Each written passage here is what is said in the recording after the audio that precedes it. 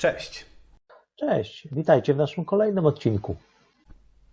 Na samym początku chcielibyśmy Cię prosić o pomoc w tym, aby ten odcinek dotarł do jak największej grupy numizmatyków. Działa to tak, że YouTube proponuje filmy, jeżeli mają dużo łapek w górę i komentarzy. Jeśli film Ci się podoba, daj proszę łapkę w górę lub napisz coś miłego w komentarzu. Bardzo ważne jest też, abyś subskrybował nasz kanał. Kliknij na dole w czerwony przycisk subskrybuj i następnie na dzwoneczek, aby dostawać powiadomienia o nowych, kolejnych naszych filmach. A teraz przejdźmy do sedna. Wiele osób zaczyna swoją przygodę z numizmatyką od zbierania monet niedrogich i łatwo dostępnych, a jednocześnie ładnych. Ich wybór pada często na okolicznościowe monety dwuzłotowe, zwane popularnie Nordic Gold lub Golden Nordic, czyli po prostu złoto nordyckie. Dziś dowiecie się, skąd wziął się pomysł na takie monety, dlaczego zaprzestano ich bicia, które z nich są najdroższe, jakie były nakłady, no i pokażemy też kilka ciekawostek z nimi związanych.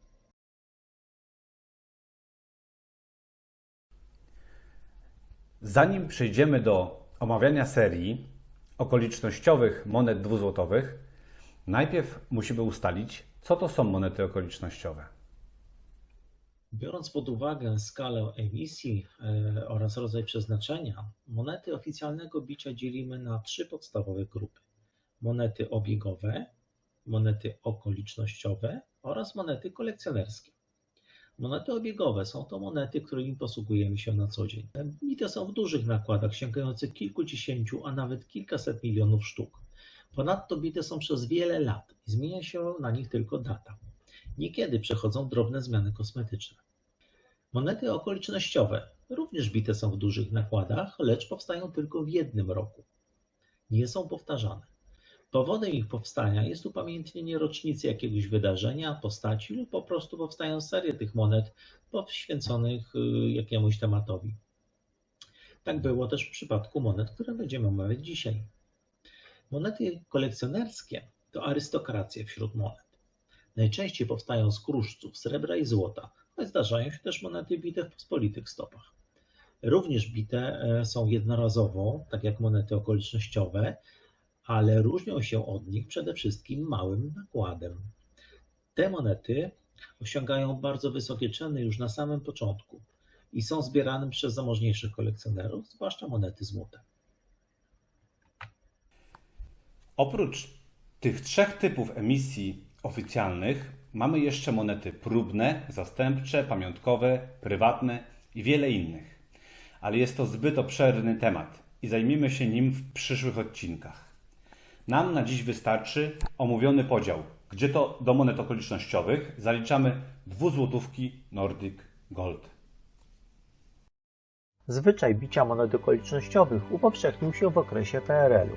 Wcześniej, w czasach królewskich czy w okresie zaborów, powstawały monety okolicznościowe dla upamiętnienia ważnych wydarzeń, ślub pary królewskiej, koronacja i tym podobne.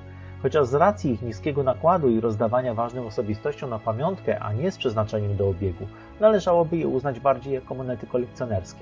W Polsce przedwojennej również bito monety okolicznościowe, ale na dużo mniejszą skalę. Wystarczy wspomnieć chociażby 5 zł sztandar z 1930 czy 10-złotówki Sobieskiej Traugott z 1933. Jacek, czyli co?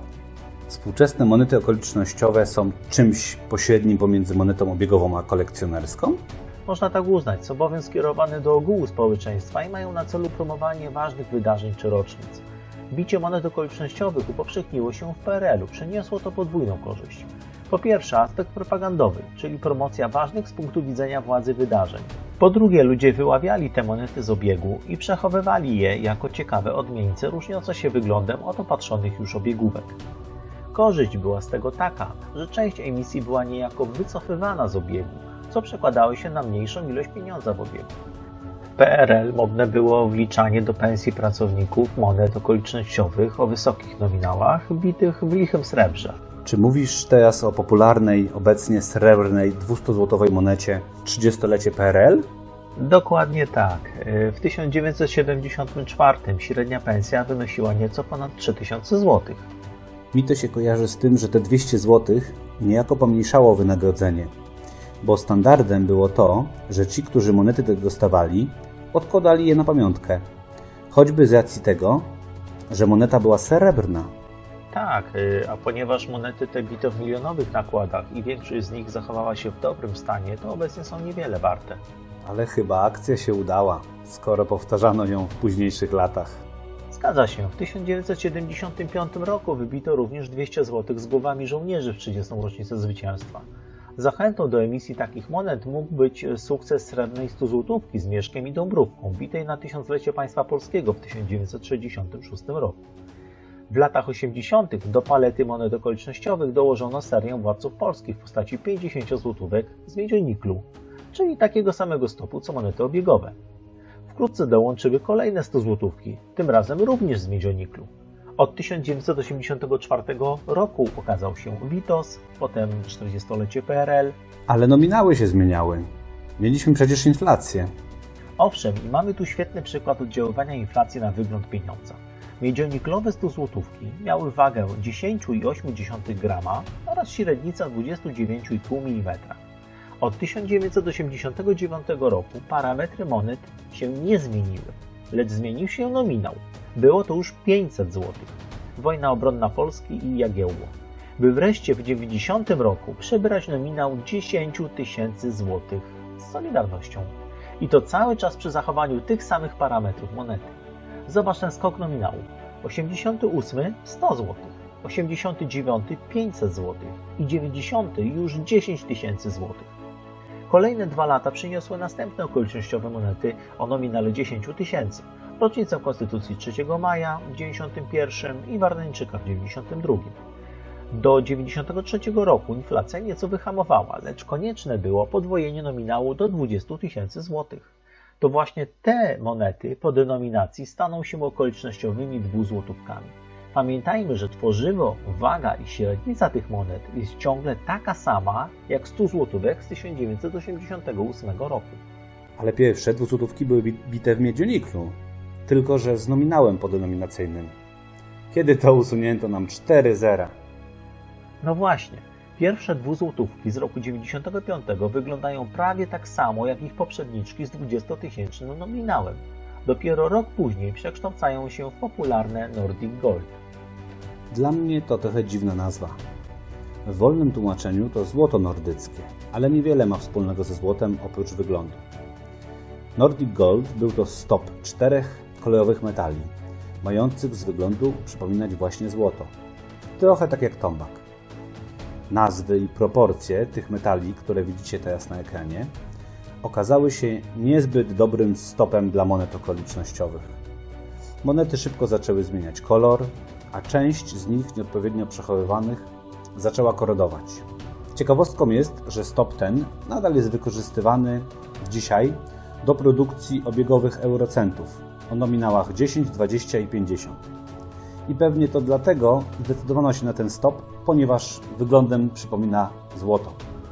Moje osobiste zdanie jednak jest takie, że szkoda, że NBP nie pozostało jednak przy miedzioniklu, jak to było przy pierwszej emisji monet dwuzłotowych. Mamy już za sobą kilkunastoletni epizod w biciu monet ze stopu Nordic Gold. Okolicznościowe 2 złotówki bito do 2014 roku. Wtedy zastąpiono je okolicznościowymi 5 złotówkami, powstającymi do dzisiaj. Jakie były przyczyny tych zmian? Dość prozaiczne. Okolicznościowe 2 złotówki parametrami różniły się znacząco od obiegowych, przez co nie można było ich wykorzystywać np. w automatach. Gdyby wprowadzono do okolicznościowych 2 złotówek parametry bimetalicznych monet obiegowych, to zauważymy, że nie mają one zbyt dużej powierzchni do wykorzystania. Poza tym takie nieduże okolicznościowe 2 złotówki wyglądałyby mało reprezentacyjnie. Ponieważ jednym z założeń było dopasowanie przyszłych monet okolicznościowych do parametrów monet obiegowych, wybór padł na 5 złotówkę. A teraz przejdźmy na chwilę do twardych danych. 2 złotówki powstawały przez 19 lat. Przez ten czas wybito 260 rodzajów, z czego w pierwszym roku 6 z nich jeszcze w miedzioniklu, z nakładem około 300 tysięcy sztuk. Najniższym nakładem było 200 tysięcy sztuk i miała to pierwsza moneta bita właśnie w Nordic Gold z 1996 roku. Zygmunt II August. Niski nakład zrobił swoje i Zygmunt II August w potwierdzonym gradingiem idealnym stanie zachowania może kosztować nawet ponad 1000 zł. Z drugiej strony mamy monetę z najwyższym nakładem 2,5 miliona i jest to dwuzłotówka z 2003 roku. 10 lat Wielkiej Orkiestry Świątecznej Pomocy. Jest to moneta z dziurką. Okolicznościowe dwuzłotówki bito zarówno w tematach indywidualnych, jak i w seriach. Ukazało się 5 serii z odmiennym awersem. Były to Zamki i pałace w Polsce, Zwierzęta świata, Malarze XIX i XX wieku, Herby województw oraz Historyczne miasta Polski. Te dwie ostatnie ukazały się wyłącznie w okolicznościowych dwuzłotówkach Nordic Gold. Pozostałe monety seryjne ukazywały się równolegle z monetami kolekcjonerskimi.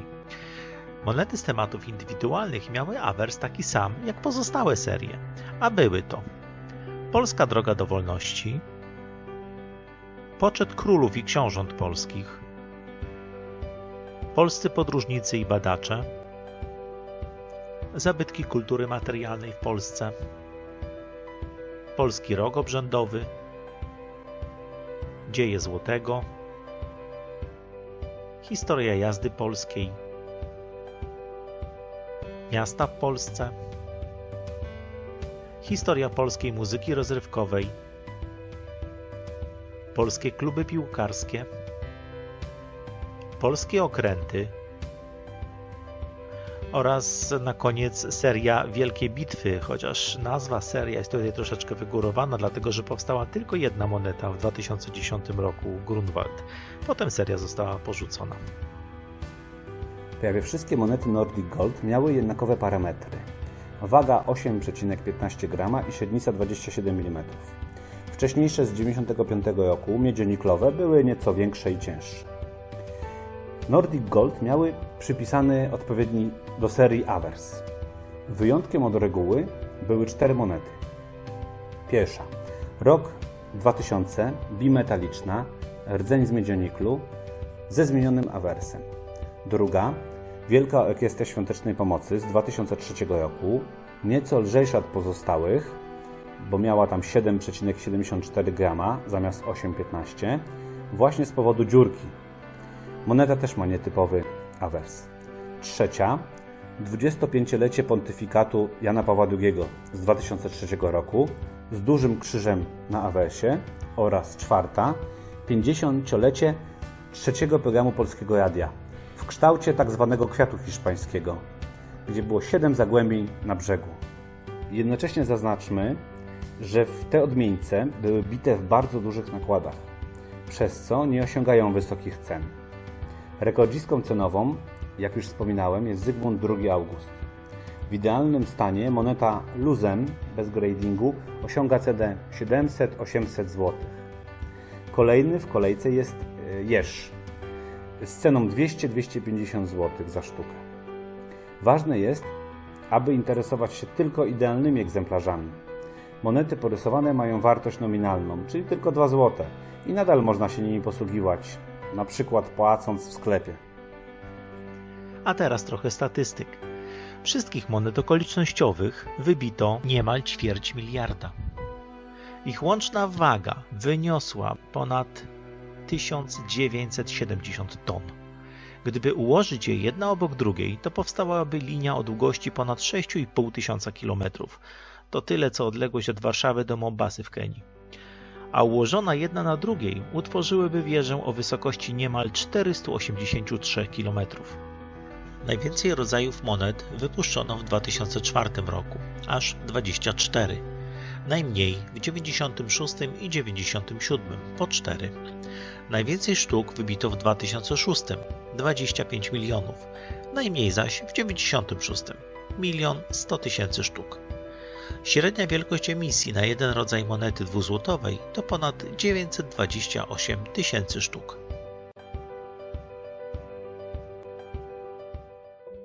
Gdybyście mieli życzenie na spokojnie zgłębić wiedzę w tym temacie, to odsyłamy Was do kilku artykułów szczegółowo opisujących te monety. Linki do nich znajdziecie w opisie filmu.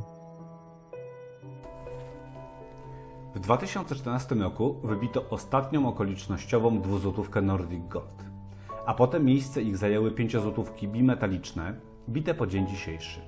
Do czerwca 2020 roku ukazało się ich aż 11 różnych emisji.